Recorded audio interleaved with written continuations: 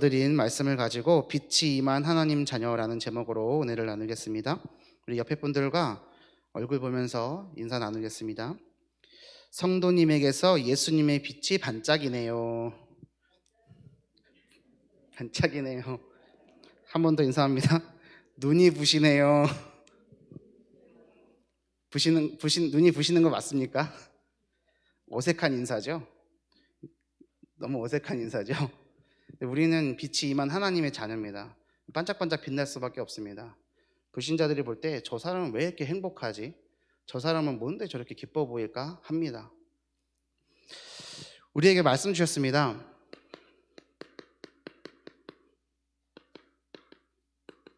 하나님은 빛이시라. 믿으십니까? 하나님은 빛이십니다. 제가 신앙 고백을 할 건데요. 우리 성도님들께서는 아멘으로 크게 화답을 해주시면 좋겠습니다. 하나님은 빛이십니다.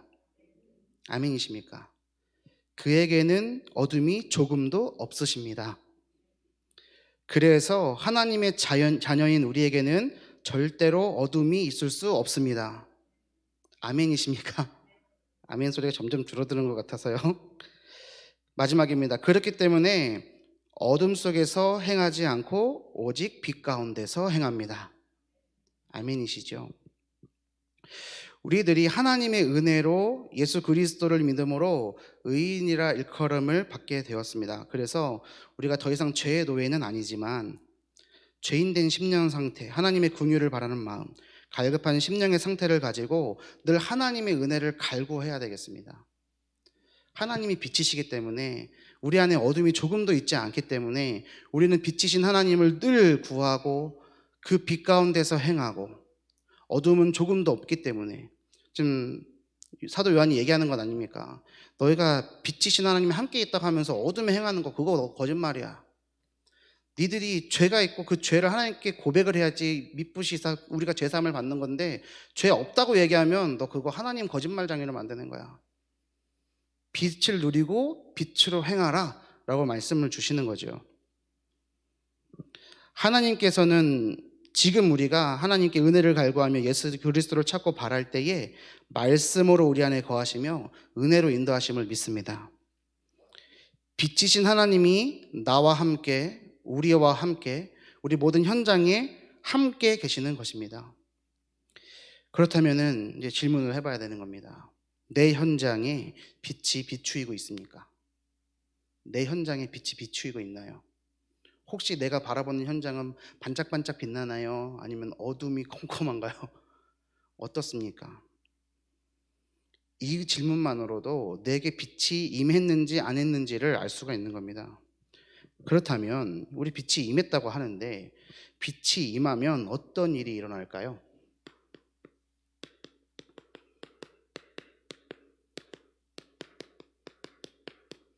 빛이 임하면 어떤 일이 일어날까요? 나에게 빛이 임하면 어떻게 될까요? 어두움에 둘러싸여 있던 내게 하나님의 빛이 임하면 어떻게 될까? 자, 빛의 속성에 대해서 좀 생각을 해보겠습니다. 어두운 곳에 있을 때는 잘 안 보이죠. 어두울 때 빛이 딱 비추이는 순간 어떻게 됩니까? 보이지 않던 것들이 환하게 보이게 될 겁니다. 그리고 명확하게 보게 될 거죠. 빛이 임하면 더러웠던 것, 지저분했던 것들이 잘 보이게 되고, 그래서 그것을 청소하고 정리할 수 있게 됩니다. 영적인 것도 마찬가지입니다.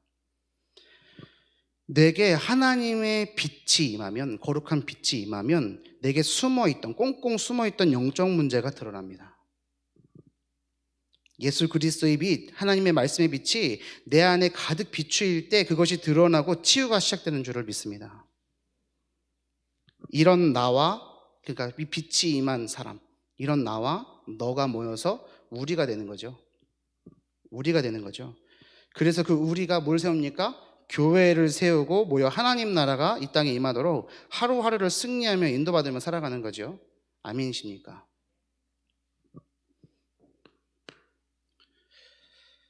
그러면은 그런 우리를 통해서 우리 현장에 빛이 임하면, 빛이 비추이면 어떤 일이 일어날까요?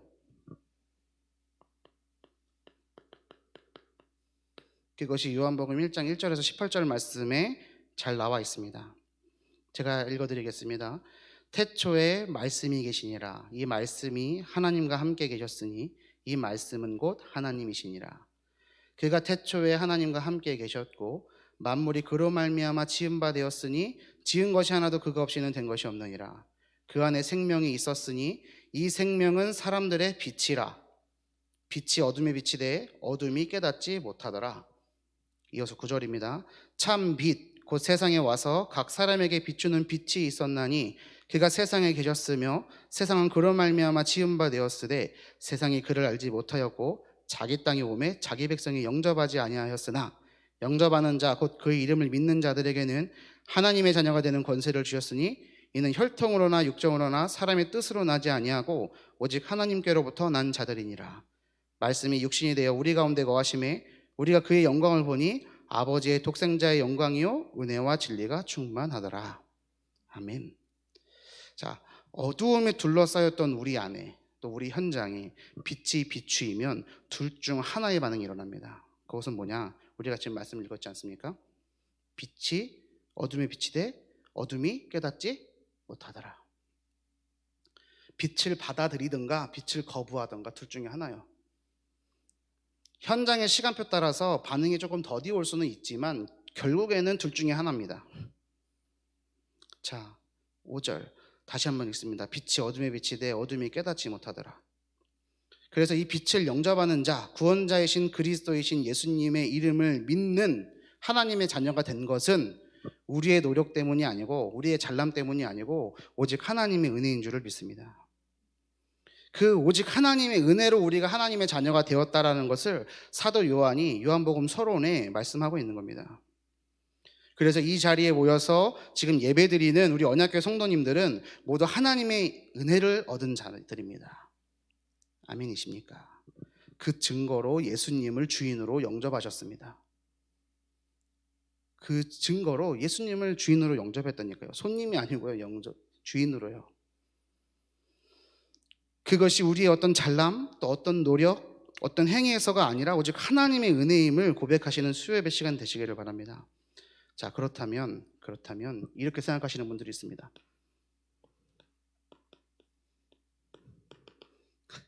아니, 내 현장은 어두운데요. 나는 어두운데요. 아무리 말씀을 듣고 아무리 기도를 해도 응답이 없던데요. 라고 질문하시는 분이 계실지 모르겠습니다. 어떤 생각이 드시나요?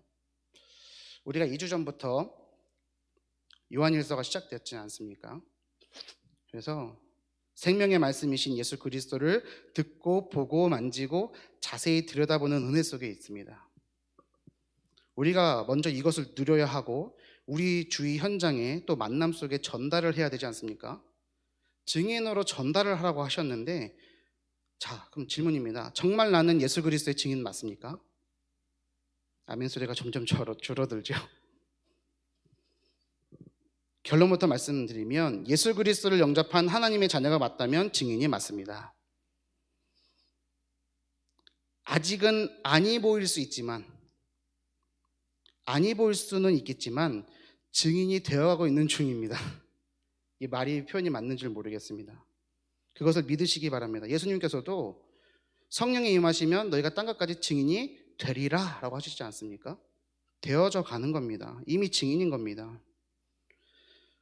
나는 잘 안 되는데, 어두운 것 같은데 나는 증인이 아닌가 봐 라고 말씀하시는 분들은 그 심성이 착하셔서 남도 자신도 잘 속이지를 못하기 때문인 거고요. 아닙니다. 우리가 착각하는 게 있습니다. 뭐냐면 증인이 된 것이 뭔가 행위에 의해서 됐다고 생각하고 뭔가 결과가 나와야지만이 증인이다라고 생각하기 때문인 거지, 그게 아닙니다. 전도자 바울이 로마 교회를 향해, 성도를 향해 이렇게 말했습니다. 믿음은 말씀을 들음에서부터 생겨나는 것이고 들음은 그리스도의 말씀으로부터 비롯되는 것이다. 그리스도의 말씀을 붙잡는 자는 증인입니다. 믿음을 가진 자가 증인입니다. 예수님이 그리스도 모든 문제 해결자라는 것을 믿는 사람이 증인입니다. 아직 안 됐는데요. 예, 그래도 그렇습니다. 내 문제 해결이 안 돼도 예수님은 그리스도가 맞습니다. 그런 믿음을 가져야죠. 자꾸 안 되고 있는 내 현실, 어두움 속에 있으면서 이 눈꺼풀이 벌어지지를 않아서 자꾸 내 것만 바라보고 내 현장만 바라보고. 근데 제가 말씀드렸잖아요. 내게 빛이 임하면 뭐가 드러난다고요? 안 되는 현장들이 보여요. 근데 그게 치유되어져 가는 과정이라니까요. 어두워져 있으면 못 봅니다. 어두운 상태에 있으면 못 본다니까요. 왜 보입니까? 빛이 비추어졌으니까. 우리 현장도 마찬가지입니다. 보여지는 것은 하나님이 치유하시겠다는 겁니다. 이것을 믿는 여러분들 되시길 바랍니다.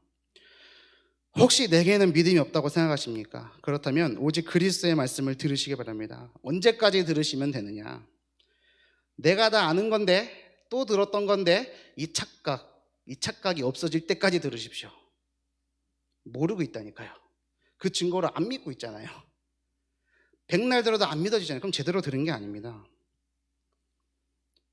쉽게 말씀드립니다. 강단 말씀을 계속 들으시고 녹취도 하시기 바랍니다. 왜 불신앙이 생기고, 왜 염려가 생기고, 왜 근심이 생길까요? 간단합니다. 제대로 듣지 않았습니다. 제대로 읽지 않았습니다. 제대로 믿지를 않았습니다. 그래서 그렇습니다. 아니, 그래야 되는 거잖아요. 내가 제대로 안 믿었구나가 돼야 되잖아요. 하나님이 틀렸다면 이상한 거잖아요. 그 출발부터 은혜가 시작된다니까요. 믿으십니까? 창세기 3장에 뱀의 유혹에 하와가 얘기합니다. 죽을까 하노라.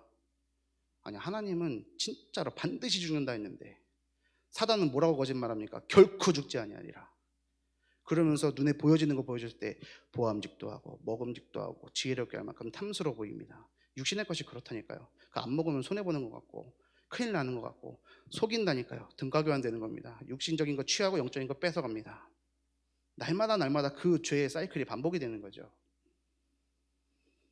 죽을까 하노라. 아니, 왜 죽을까가 되는 거냐고요. 제대로 안 들은 거죠.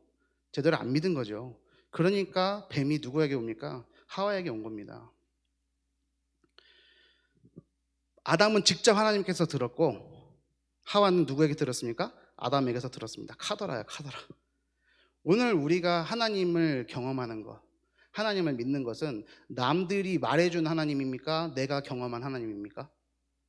내가 직접 느끼고 보고 듣고 만난 하나님입니까? 아니면 목사님으로부터 옆에 사람들로부터 들은 하나님입니까? 이거 굉장히 중요한 질문 같습니다.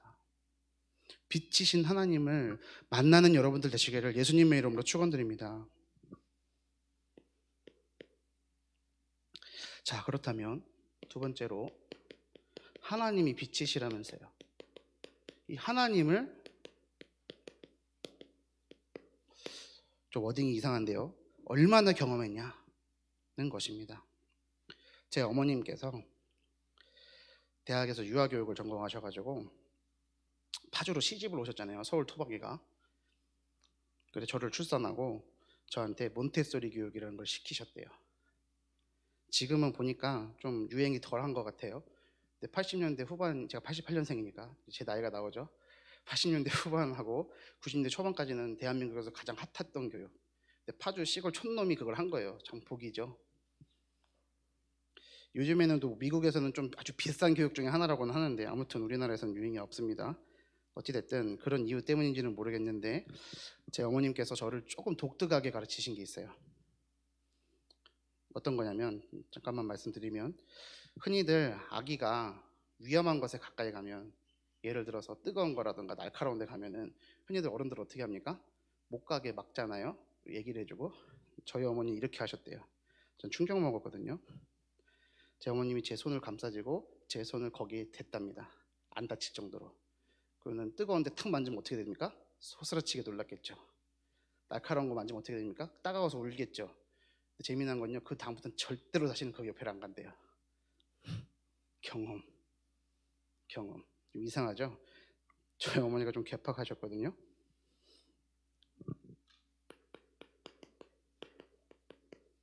경험이요. 사람마다 경험한 것이 다 다릅니다. 우리 이것을 알아야 됩니다. 알아야 된다니까요. 내가 경험한 거 저 사람은 못 경험해 봤습니다. 내가 아는 거 저 사람은 모른다니까요. 다릅니다. 상황도 다르고 환경도 다릅니다. 하나님의 은혜를 태어나서 한 번도 경험해 본 적이 없는 사람과 그런 경험이 많은 사람이 서로 대화를 한다. 하나님의 은혜에 대해서 대화를 한다라고 한번 가정해 봅시다. 하나님의 은혜에 대해서 어떻게 대화를 할까요? 어떻게 대화를 할까요? 이런 상황 속에서 맹인모상이라는 말이 나왔죠. 그대로 번역하면 장님이 코끼리를 만진다. 우리 속담으로 장님 코끼리 말하듯. 다 아시잖아요. 일부분을 알면서도 전체를 아는 것처럼 여기는 어리석음을 비유할 때, 장님은 코끼리 만질 때 몸통 만지면 벽이네, 다리 만지면 기둥이네, 코 만지면 채찍이네, 귀 만지면 부채네 라고 하겠죠. 하지만 그것은 일부분이요 전체가 아니지 않습니까? 하나님의 은혜를 많이 받은 사람이, 예를 들면 우리 담임 목사님께서 빛이신 하나님을 말씀을 하실 때에 우리는 이 말씀을 받을 때 우리가 경험한 만큼만 듣는다니까요. 인정이 되십니까? 이 경험한 만큼만 인지가 된다니까요. 다 흘러버려지는 거예요. 그것을 그릇이라고도 얘기하고요, 크기라고도 할 수 있거든요. 안 믿어지는 거예요. 그래서 정말로 하나님을 믿는 그 믿음의 고백이요, 안 믿는 사람에게는 이상한 말이 되어버리는 거예요. 허황된 말이 되어버리고, 이상한 말 되어버리고, 저 상식이 없는 거 아니야 라고 하게 되어버리고, 이거를 인지를 해야 되는 겁니다. 전도자 바울이요, 하나님의 은혜가, 그 복음이 한이 없다고 했습니다. 한이 없다고. 알면 알수록 그 끝이, 넓이가, 높이가, 깊이가 한이 없다고 고백했습니다. 그럼 우리는 얼마나 복음을 알고 있습니까? 나 복음 많이 알고 있는데, 예수 그리스도 모든 문제 해결자나 복음 알고 있는데, 착각이요, 착각이요. 나의 경험이 깨져야 되는 거구나. 이게 인정이 돼야 된다니까요.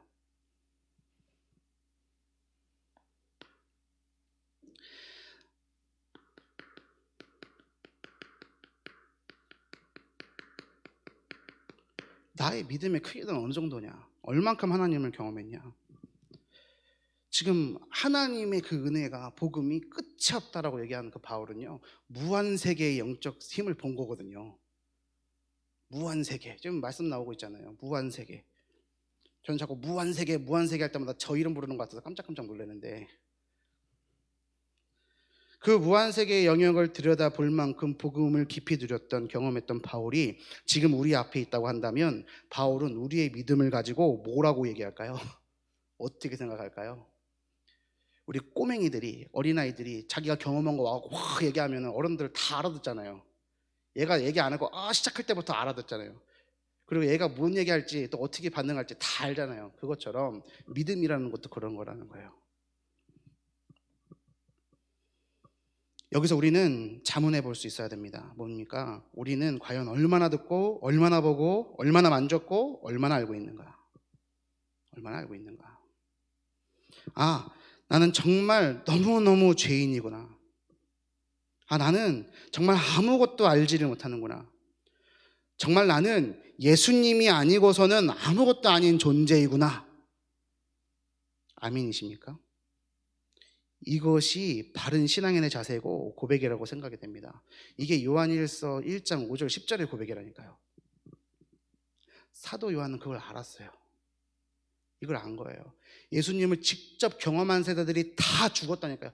사도들이 다 순교했어요. 자기만 혼자 살아남아 있어요. 인생 말년에 이제 예수님을 경험해보지 못한 사람들이 남았고 후대들이 남아있는데, 자기가 직접 보고 느꼈던, 들었던 예수님을 증거해야 되는 입장에서 이 편지를 쓰고 있는 거예요.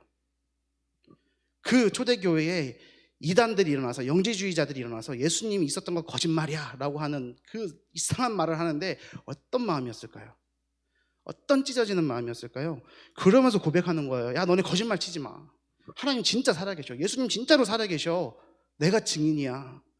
너네 그거 느끼라니까, 만져보라니까, 들으라니까, 보라니까 라고 얘기하는 거죠. 이게 글로 써서 이게 점잖게 써져 있는 거죠. 이 요한의 별명이 뭡니까? 젊었을 때 별명이 우레의 아들이잖아요. 성격 개팍한 사람이거든요. 아마 얼굴로 맞대 맞았으면 한 대 맞았을 수도 있어요. 전 그게 보여지더라니까요. 하나님의 은혜를 받아보지 못한 사람은요, 아무리 은혜를 힘주어 말하는 것을 들어도요 안 들려요. 그럼 어떻게 해야 될까요? 말하지 말라는 걸까요? 그게 아니겠죠. 그럴 것 같으면 제가 이 얘기를 하겠습니까? 하나님의 은혜, 이걸 인정해야 된다는 겁니다. 내가 자각하는 만큼, 인지하는 만큼, 내 믿음의 그릇만큼, 크기만큼, 또 준비되어 있는 만큼만, 경험한 만큼만 알아들을 수 있다. 이것이 인정되었을 때 그때서야 하나님이 그것을 깨신다니까요. 나를 넘어서는 응답이 있어야 된다니까요. 그때부터 시작된다니까요. 근데 내가 나 알고 있어라고 착각하고 있으면요, 절대로 안 돼요. 나 알고 있는데, 모르고 있는데, 나 알고 있는데 라고 얘기하면 안 된다니까요. 배움의 자세가 안 되는 거잖아요.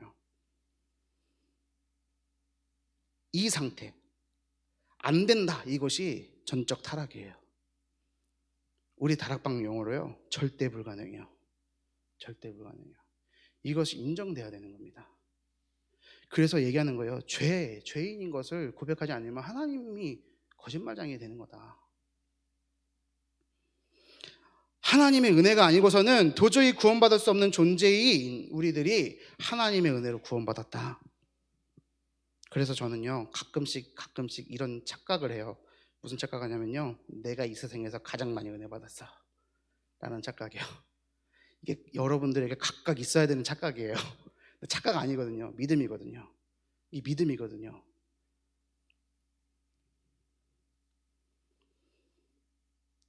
왜 그런 착각을 하냐면, 하나님이 나 같은 죄인을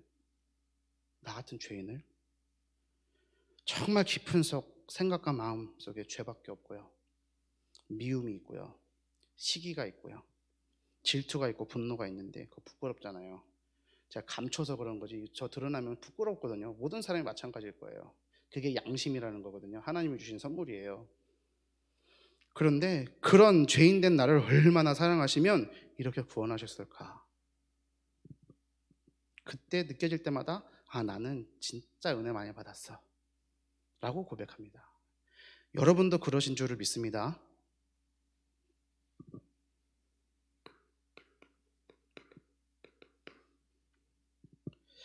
요한일서 말씀이 시작되고서부터 강단 말씀의 흐름을 따라서 깊이 묵상을 하는데 이런 기도를 했습니다. 제 기도 상태가 이랬어요. 하나님, 제가 예수님을, 하나님의 말씀을, 복음을 만지기 원합니다. 보길 원합니다. 듣길 원합니다. 주님, 저를 이끌어 주옵소서. 저를 인도하여 주옵소서. 힘듭니다. 아픕니다. 성질납니다. 짜증도 납니다. 주님, 이런 저를 바꾸어 주십시오. 저를 돌이켜 주십시오. 특별히 뭐가 문제가 있는 것은 아니었거든요. 근데 뭐가 힘든 것도 아닌데 무엇인지 모를 어둠이 제 마음을 감싸고 있는 것이 느껴지는 거예요. 티가 안 났잖아요. 티 안 나죠. 그걸 목사가 나 힘들어요 라고 티나고 나면 뭐 은혜가 됩니까? 덕도 안 되고요. 부끄럽지만 고백하는 거예요. 주님, 저를 바꿔주십시오. 근데 기도를 쭉 하고 있는데요, 그 어둠을 느끼면서 이게 뭐지? 이게 뭘까? 막 고민을 계속 하면서도 기도를 하는 거예요. 근데 하나님이 이런 음성을 주시는 거예요. 말씀을 주시는 거죠. 야, 한세야, 나 네 옆에 있는데? 나 너랑 함께 있는데? 네 안에 있는데? 나는 너를 느끼고 있고 너를 만지고 있고 너의 목소리를 듣고 있는데, 너와 함께 있는데 너는 내가 너 안에 있다는 게 느껴지지를 않니? 뻥. 참, 이 요한일서의 말씀을 깨닫게 하기 위해서 하나님께서 주신 경험이지 않았을까, 그런 생각을 했습니다. 근데 그 순간에 그 하나님의 사랑 가득한 음성이 제 마음에 탁, 말씀으로, 요한일서의 말씀이 탁 임하는데요, 그 순간 제 눈이 번쩍 뜨여지는 거예요. 막 어둡게만 보이고 막 불평불만할 거리고 막 짜증이 나고 성질 나는데, 그 순간 제가 어떻게 바뀌냐, 다 반짝반짝 빛나요. 이 맛본 분들은 아시죠? 혹 맛보지 못했다면 이런 은혜가 있으시기를 바랍니다. 하나님이 주시는 은혜입니다. 그러면서 이런 생각이 이어서 들었습니다. 그래, 예수님이 나와 함께 계시지.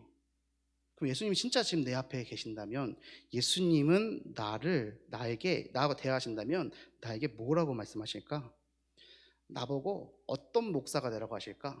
나보고 어떤 전도자가 되라고 말씀하실까? 예수님이 입장에서 생각을 해볼 때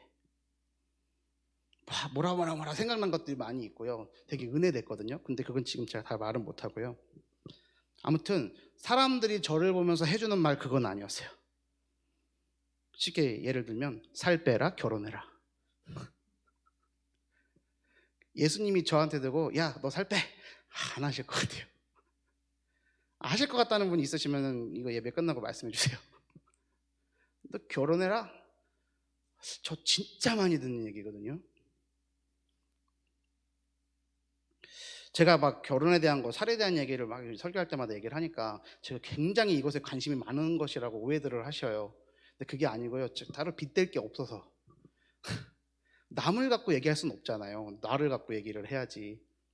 그리고 사람들이 계속해서 저한테 보면은 계속 얘기해요. 야, 배 봐라. 이거 얘기하시면 또 웃으시잖아요. 지금 보고 계시잖아요. 결혼해야지. 아마 저에게 친하다는 표현이라는 것도 알고요. 저를 사랑해 주신다는 것도 알아요. 그래서 나는 진짜 많이 사랑받네 나 생각을 하거든요. 근데 말하는 사람은 한마디인데 듣는 저는 수백 마디거든요. 영향을 받아요. 여기까지만 얘기하고요. 이거는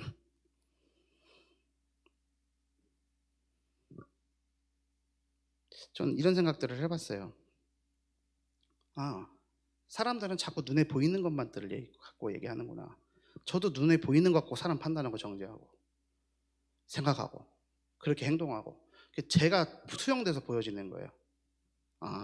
안 되겠다. 이러면 안 되는 거구나. 하나님의 은혜가 임하니까 그렇게 바뀌어지는 거죠. 혹시나 유목사가 또 내 얘기하네 라는 분 혹시 계시다면 그거 걱정하지 마십시오. 수십 명이에요. 수십 명. 꼭 손에 꼽을 수가 없어요. 그러니까 아니고요. 저 별로 신경 안 쓰는 거고요. 근데 그런 분들에게 이런 고백은 드리고 싶거든요. 무슨 고백이냐면요. 만일 저에게 있어서요, 세상의 것, 물질, 눈에 보이는 것들이 최고의 가치였다면, 제 인생에 있어서 지금까지 그것이 최고의 가치였다면, 저는 주의 종의 길을 걷지 않았을 거예요. 왜 목사합니까? 왜 목회자를 해요? 그렇잖아요. 뭐 사람들이 인정도 해주는 것도 아니고. 되게 싫었거든요. 그래서 신학교 가라 그럴 때 하나님이 신학교를 강제로 보내는데 가기 싫다고 뻗팅겼어요. 하나님, 이 정도 스펙이면요. 하나님, 이 정도 실력이면 아니잖아요. 그럼 어떻게 하겠어요? 하나님은 막 밟으시는데 저를 안 가면 죽는다고.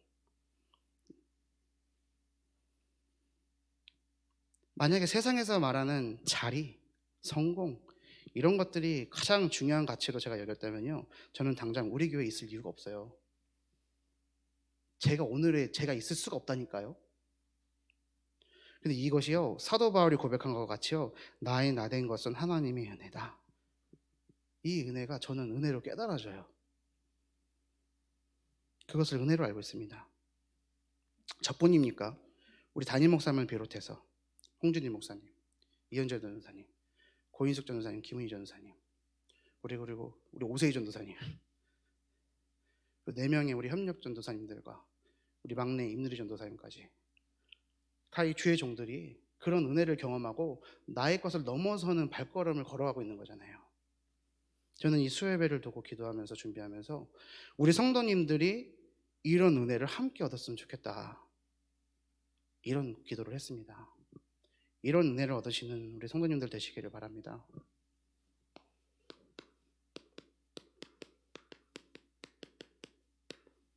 세 번째로 바른 믿음입니다. 자, 빛이 임하면 이렇게 변해요. 하나님의 빛을 경험한 거, 그게 은혜거든요. 그리고 그게 믿음의 크기고 그릇이에요. 자, 그렇다면 바른 믿음이 있어요. 바른 믿음이 뭐냐?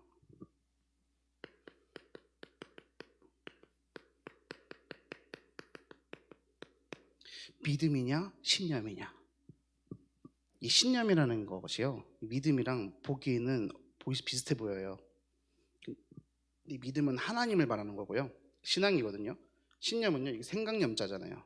내 생각 믿는 거예요. 보여지기는 똑같이 보여진다니까요. 생각을 믿는 그 신념하고 믿음이요, 믿음이란 뭐냐면요, 된다 안 된다가 아니에요. 하나님이 하시면 되고 하나님이 막으시면 안 된다예요. 신념은요, 하면 된다예요. 하면 된다, 열심히 하면 된다, 적극적으로 하면 된다 하면요, 적극적으로 열심히 망해요. 그게 신념이에요. 신념이라는 건요, 내 능력, 내 힘을 믿는 거예요. 하나님을 믿는 게 아니라요, 하나님을 믿는다고 포장한 나 자신을 믿는 거예요. 그게 신념이거든요. 우리에게 계속해서 사단이 속여오는 거예요. 순간순간 속는 거거든요. 오늘 우리가 이 자리에 모여 있는데요, 예배드리게 모여 있지 않습니까? 그럼 우리는 뭘 믿고 있습니까? 우리 성도님들께 한 분 한 분 질문 드리고 싶은 거예요. 뭘 믿고 계세요? 신념이에요? 믿음이에요? 이 자리에서 눈에 보이는 건 말고요, 눈에 보이지 않는 영적인 일들은 어떤 일이 벌어지고 있을까요? 우리 성도님들의 믿음은 어디에 있습니까? 하나님께 있나요? 내 자신에게 있나요? 이거 질문해 봐야 되는 겁니다. 그래서 믿음이냐 신념이냐, 하나님이 받으시는 믿음이, 바른 믿음이 뭐냐? 믿음이에요.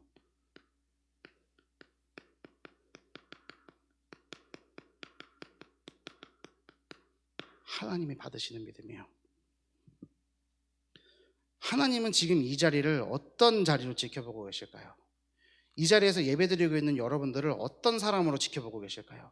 어떻게 생각하고 계실까요? 우리 교회가 이 자리에 세워져 있음으로써 이 지역의 저주와 재앙이 막아지고 그 흑암 저주의 세력이 꺾여지고 계심을 믿으십니까?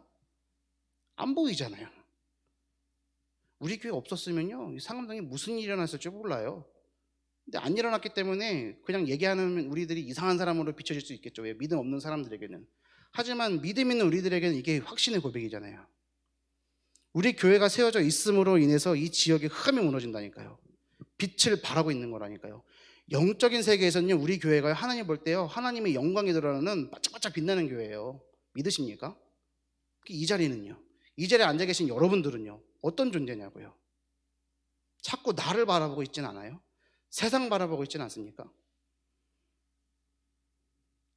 우리 언약교회가 하나님의 영광이 임하는, 보좌의 영광이 임하는 교회로 천군 천사가 지켜 보호하고 하나님의 보좌의 능력으로 빛으로 반짝반짝 빛나는 교회.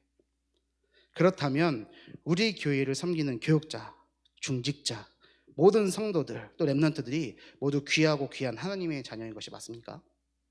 이게 하나님이 보시는 시각인 거예요. 근데 자꾸 우리는요, 뭘 봅니까? 눈에 보여지는 거 봐요. 저 사람은 왜 저러지? 아니, 저 장로님이 왜 저래? 아니, 저 목사가 왜 저래? 죄송해요, 상처가 나오려고 그래 자꾸. 근데 우리는 알아야 된다는 거예요. 하나님이 나를 볼 때 어떻게 보고 계시는 거야? 그러면 정신이 바짝 차려지잖아요. 그게 빛이 임해서 그러는 거예요.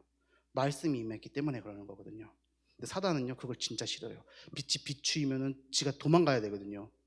공존할 수가 없어요. 그걸 알기 때문에 눈을 가려버리는 거예요. 뭘 갖고 가리느냐? 말씀, 하나님을 바라보는 것이 아니라 내 자신을 바라보도록, 세상을 바라보도록, 육신의 것을 바라보도록 계속해서 선악과 내밀고 있는 거죠. 근데 그것은 보암직도 하고 먹음직도 하고 지혜롭게 할 만큼 탐스러워 보이는 거예요. 속지 마시길 바랍니다. 하나님이 보실 때는요, 수십만 명이 모이는 교회나요, 10명이 모여서 겨우 예배드리는 교회나요, 똑같은 교회예요. 똑같이 이 땅에 예수 그리스도의 생명의 빛을 전하는 교회라니까요. 사람들의 세상적인 기준으로 보기 때문에 큰 교회가 크게 쓰임 받는 것 같고 조그만 교회는 이상한 거라고 생각하지만 하나님이 보실 때는 똑같다니까요. 아멘, 맞습니까? 그렇다고 한다면 이 교회의 가장 중요한 미래인 후대 렘넌트가 자라나는 것을 볼 때에 하나님은 어떠실까요? 그러면 우리 성도님들께서는 우리 후대 렘넌트들을 바라볼 때 어떤 시각을 갖고 계시나요? 바른 믿음이요, 하나님이 받으시는 믿음을 얘기하는 겁니다. 우리에게 이 말씀이, 복음이 얼마만큼이나 이해되어 있고 전달되어 있는가가 점검이 되어야 되겠습니다. 왜냐? 그것만큼만 내가 이해할 수 있고 깨달아질 수 있는 거기 때문에. 그래서 이것이 이해되는 만큼 되는 순간 그것이 깨어져 가기 시작하기 때문에 성장이라는 거거든요.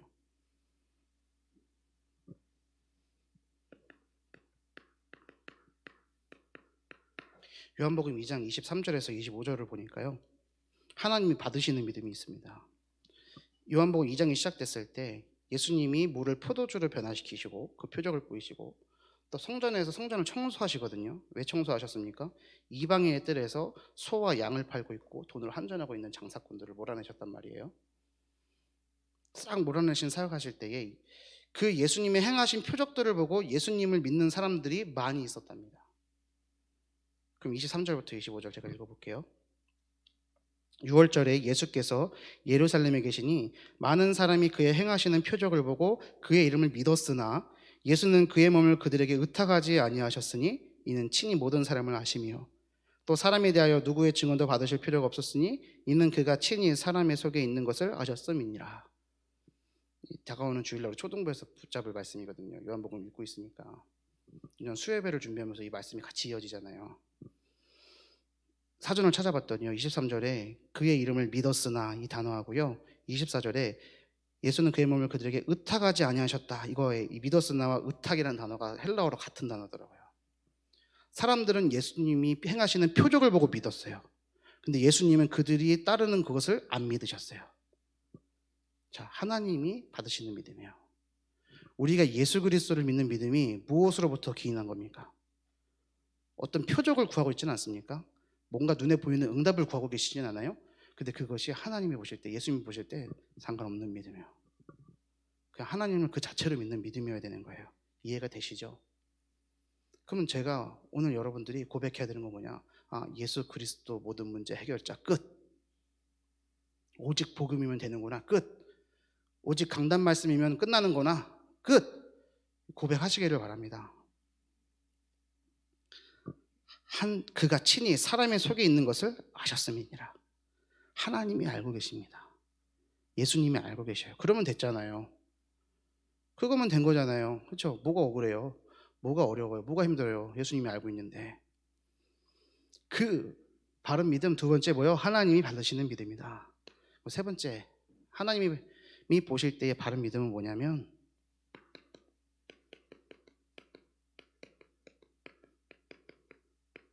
성장하는 믿음입니다. 성장하는 믿음이요. 나의 것을 뛰어넘는, 넘어서는, 감당할 수 없는 은혜를 경험해 봐야지만 믿음이 성장합니다. 내 그릇이 깨어져야 되고요, 내 것들이 깨어져 봐야 되는 거예요. 어떤 사람은 하나님의 은혜로 잔잔하게 넓어질 수도 있고요, 어떤 사람은 그걸로 못 알아들어갖고요, 문제와 사건을 통해서 하나님이 강제로 넓히실 수도 있는데, 어찌됐든 하나님의 은혜예요. 어찌됐든 내 믿음 수준 안에서만 만족해서는 절대로 성장할 수가 없다는 거예요. 아, 유지하면 되지 뭐. 안 유지돼요. 사단은 계속해서 흑암으로 몰아오거든요. 성장통이 없이는 절대로 키가 쑥쑥 커지질 않습니다. 저는 성장통이 있으면 좋겠거든요. 조금 키 컸으면 좋겠어요. 저희 집 가족 친척들 중에서 키가 제일 작거든요. 180까지 클 줄 알았더니 안 크더라고요. 성장통이 없었거든요, 제가. 제 남동생을 보니까 한참 자랄 때 막 무릎이 아프다는 거예요. 부럽더라고요. 키가 쫙쫙 크는 거예요. 성장통. 혹시 믿음의 성장을 위한 성장통을 앓고 계시는 분이 계십니까? 감사하시기 바랍니다. 감사할 거리라니까요. 많은 사람들이 또 저한테 이렇게 묻습니다. 자꾸 저 얘기하는데, 류한세 목사님은 왜 이렇게 눈물이 많아요? 오늘은 안 울잖아요, 감사하게도. 근데요, 사람들이 자기 수준에 갖고 저한테 이렇게 얘기해요. 마음이 착해서 그래, 약해서 그래, 정이 많아서 그래 라고 하시는데요, 다 사실 저를 잘 모르시는 거예요. 여러분들은 제가 설교 강단에 서고 앞에 있을 때만 보시니까 그렇죠. 저 눈물이 없거든요. 믿거나 말거나. 안 믿으시잖아요. 예를 들어 볼까요? 제가 어머니 돌아가시고요, 장례 중에요 안 울었어요. 그러니까 불신자 아버지 친구들이 저보고 욕했어요. 좋은 목사라더니 울진 않는다고. 아니, 우리 어머니가 천국 가셨는데 왜 울어야 돼요? 그렇잖아요. 저는 너무 기뻐하고 춤추고 싶었거든요. 그러니까 세상 것에 그렇게 감동되지 않아요. 물론 맛있는 음식 보면 좀 흥분은 해요. 근데 그뿐이지 안 운다니까요.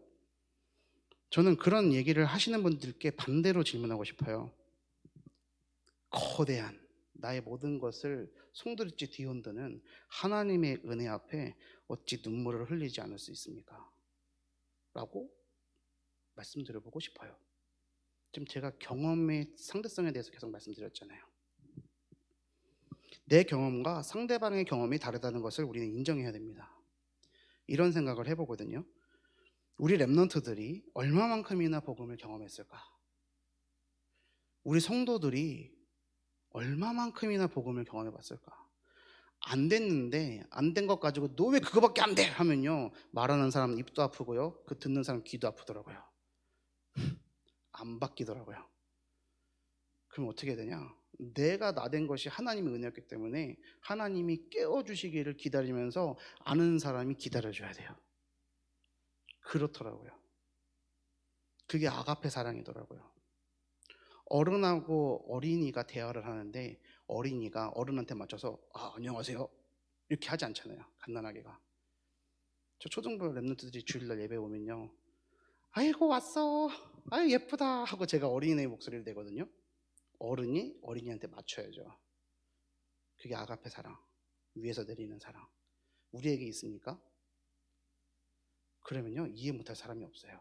그렇죠. 그게 하나님의 은혜를 경험했을 때 하나님의 자녀들이 성장해가는 과정이라는 생각이 듭니다. 내가 하나님을, 말씀을, 기도를 얼마나 경험해봤지? 성장하는 거잖아요. 성장이요. 근데 이건요, 나이하고는 상관없는 거예요. 나이하고 상관없어요. 배경하고도 상관없어요. 소득 수준하고도 상관없어요. 학력하고도 상관없습니다. 아멘이십니까? 아멘이잖아요. 근데 자꾸 우리는 눈에 보이는 것 보고 그 사람이 믿음이 좋을 거야 라고 착각하잖아요. 아니거든요. 그 사람의 믿음의 수준, 크기, 그릇은요, 하나님의 말씀을 얼만큼 먹었냐, 기도를 통하여 하나님의 역사하심을 얼마나 체험해봤느냐, 그것이 그 사람의 믿음의 수준이고 크기고 그릇이 되는 거예요. 아무것도 해보지 않았으면서 잘하려고 한다고요? 그거는 도둑놈심보입니다. 데살로니가 후서 3장 10절에 이렇게 얘기합니다. 바울이요, 누구든지 일하기 싫어하거든 먹지도 말게 하라. 율법 아니고요, 바울이 얘기하는 거예요. 심지 않은 데서 거둘 수가 없습니다. 창조 원리가 그래요. 무에서 유를 창조해내는 것은 하나님의 능력이기 때문에요, 피조물인 우리들은요 반드시 무언가를 심어야 열매를 맺을 수 있어요. 아멘이십니까? 아니, 왜 내 지금의 삶이 왜 이렇습니까? 왜요? 심은 대로 거뒀고 그 열매를 먹고 있는 거예요. 바꾸려고 해도 바꿔지지가 않아요. 그래서 오늘부터 바꿔야 되는 거예요. 오늘부터 바꾸지 않으면 절대로 미래가 바뀌지 않아요. 지금 유광수 목사님께서 계속 하시는 말씀이잖아요. 과거, 오늘, 현재. 과거, 오늘, 미래. 그런데 오늘을 바꾸려고 하진 않죠. 내일부터 바꾼다고 생각하죠. 왜요? 내일은 영원한 거거든요. 이 말이 뭔지 아세요? 내일의 내일은 내일이고요, 내일의 내일의 내일도 내일이에요. 안 와요. 그래서 더러운 사탄은요, 오늘도요 절대로 오늘의 실체를 붙잡지 못하게 하고 미래의 허상을 붙잡도록 속여요. 그래서 맨날 나중에 날마다 말씀 붙잡고 기도하면서 성장하는 믿음을 가지시기를 예수님의 이름으로 축원드립니다. 말씀 붙잡고 기도하는 거예요. 이제 말씀을 맺겠습니다. 빛이 임하면요 변화됩니다. 어둠은 물러갑니다. 아멘 하고 고백하시는 만큼 됩니다. 그 믿음을 고백하는 만큼 하나님은 내 믿음을 성장시켜 나가십니다. 그 경험이요. 그랬을 때 바른 믿음을 갖는데요, 신념이 아니라 믿음이요. 어떤 믿음이요? 하나님이 받으시는 믿음이요. 그 믿음은 어떤 믿음입니까? 성장해 가는 믿음이에요. 그래서 결론은요,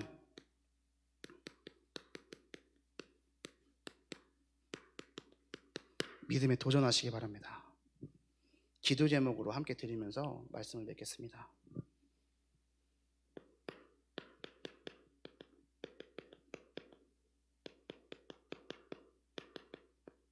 캠프는요, 빛을 발하는 겁니다.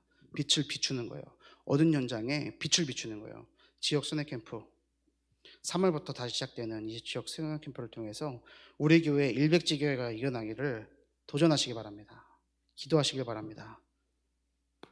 그게 현장을 치유하는 치유에 대한 도전입니다. 두 번째요.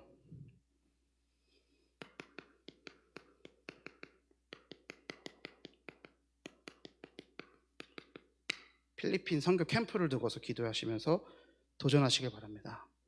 이것은 237을 향한 도전입니다. 하나님의 은혜로요, 제가 팀장으로 섬기게 됐습니다. 감사하고요. 초등부 고학년 랩런트들을 선교 트립으로, 비전 트립으로 함께 데리고 갈 수는 없을까를 고민하고 있습니다. 청소년부 애들도 그렇고. 왜냐하면 그 현장 가서 선교를 품고 보고 오게끔 도와주고 싶어서요. 그래서 선생님들과 논의하고 있고요. 혹시 도움이 필요한 친구들은 없는가 이것도 조사하고 있고요. 만약에 필요하다 그러면 우리 장로님들, 우리 권사님들 찾아갈 거예요. 도와달라고. 그런 마음이에요. 그래서 실제로 선교지에는 도움이 되고, 또 우리 교인들은, 참여하는 사람들은 은혜를 받고, 또 우리 교회 안에는 237 5천종족 복음화의 바람이 일어나는 캠프로 도전하려고 합니다. 우리 성도님들도 많이 참여해 주시고 도전하시길 바랍니다. 아직 신청 받고 있습니다. 절대 못 가겠다, 고앤 샌드, 가지 못하면 보내는 선교 응답도 받으시면 좋겠습니다.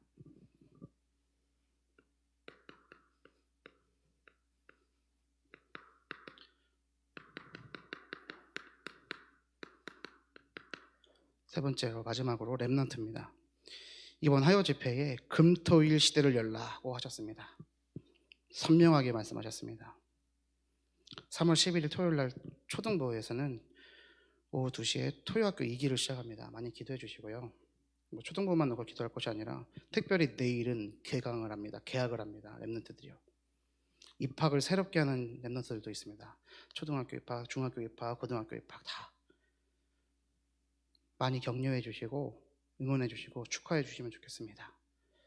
오늘 주신 말씀 붙잡고 하나님이 받으시는 믿음 가지고 승리하게 되시는 우리 언약교회 성도님들 되시기를 예수님의 이름으로 축원드립니다.